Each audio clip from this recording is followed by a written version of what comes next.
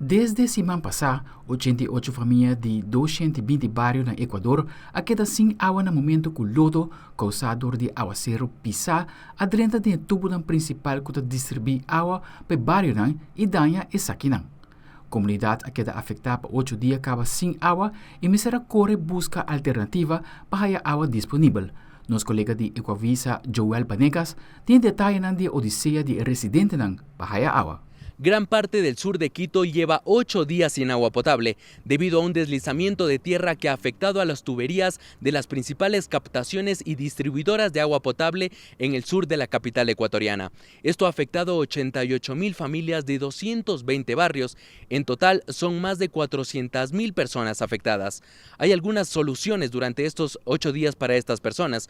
Una de ellas han sido las alternativas naturales o fuentes de agua naturales. Miles de personas han ido a estas fuentes naturales a abastecerse de agua potable y también las utilizan las 24 horas del día, lavando ropa, lavando mascotas y algunos de los insumos que necesitan todos los días. Aunque el municipio de Quito ha informado que esta agua no es segura para el consumo ni para humanos ni para animales. Otra de las alternativas también para estas familias ha sido la distribución de agua en tanqueros. En total se han activado 90 tanqueros del municipio de Quito y también del gobierno nacional, pero no son suficientes porque no llegan a todos los barrios. Esto ha cambiado de alguna manera la dinámica de vida en el sur de la capital del país, porque muchas personas han tenido que cerrar sus negocios, cambiar sus horarios y mover diferentes agendas para lograr adaptarse a esta emergencia. Pavel Muñoz, el alcalde de Quito, ha informado que el servicio de agua potable es posible que se restablezca este fin de semana. Es un proceso que tardará 48 horas, pero en el punto de emergencia, precisamente han llegado las tuberías nuevas para ir de a poco restableciendo el agua potable para estas 88,000 familias. Informó Joel Vanegas desde Quito, Ecuador, para la Alianza Informativa Latinoamericana. E o doctor de presidente Donald Trump está indicado que o mandatário está em bom estado de saúde, apesar do último diagnóstico. O último erro está indicado que tem uma condição que adver que está põe sua pena mostra hincha. White House está dizendo que é algo comum de idade e o presidente Trump seu sintoma não está leve. Amy Kiley de CNN tem reportagem.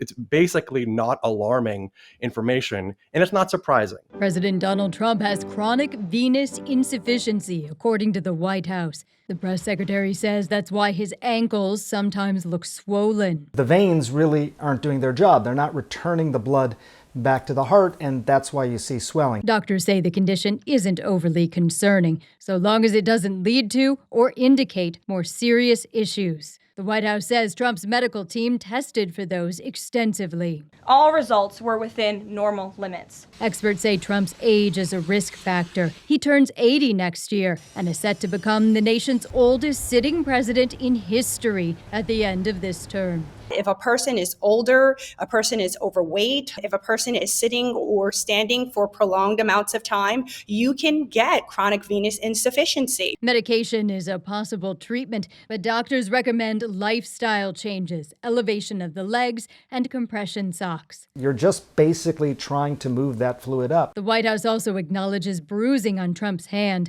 Health analysts say it's probably unrelated and unconcerning. The most likely cause, I think, is exactly what the White House said. Irritating the hand over and over again, especially in someone who's on blood thinners, it can lead to a hand looking like that. I'm Amy Kiley reporting.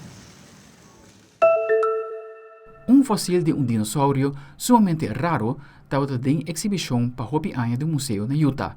Esse man aqui a vender de subasta para mais de $30 milhões. Jeremy Thoms, de CNN, a papel com paleontólogo tocante a venda de espécie aqui de 150 anos de idade. After 50 years of working in an ancient world, this is big stuff. I just wish I was younger to follow up on it more. State paleontologist James Kirkland has uncovered plenty of history and made names for it, too. And I'm working on 3 more right now. So that'll bring me up to 26 dinosaurs that are named in this area. But another local fossil he's not responsible for. Well, Tyrannosaurus, it's one of the real popular dinosaurs because it's the big meat-eating dinosaur with a horn on its nose and above its eyes. Is making quite the name for itself. This superb specimen has been meticulously prepared. One of the most important and rarest dinosaur fossils ever to come to market. At 6 feet tall and 11 feet long, this juvenile Ceratosaurus is the only one of its kind. It used to be on display at the Museum of Ancient Life in Lehigh before getting sold to a Pleasant Grove LLC called Fossilogic. At $3,200,000. On Wednesday, it went to the highest bidder at a Sotheby's auction. When they put it up, I said, I bet it goes for about $10 million. I underestimated by a touch. $26 million. Fair warning.